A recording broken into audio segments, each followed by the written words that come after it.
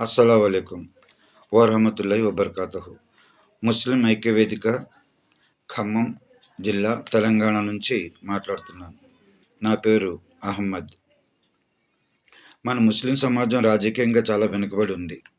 మనకి రాజకీయ రిజర్వేషన్ కోసం మనం పోరాడి ఖచ్చితంగా మనం సాధించాల్సిన అవసరం ఉంది.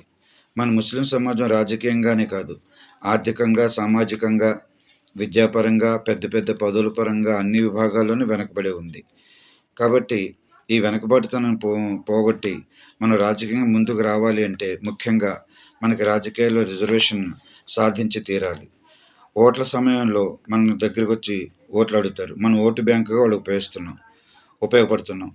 మనం ఓట్లు మనవి, పదవులు వాళ్ళవి.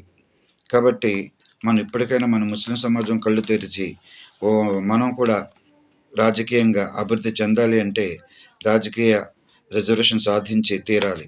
పోరాడదాం పోరాడదాం పోరాడదాం, రాజకీయ రిజర్వేషన్ సాధిద్దాం. జై ముస్లిం ఐక్యత వేదిక.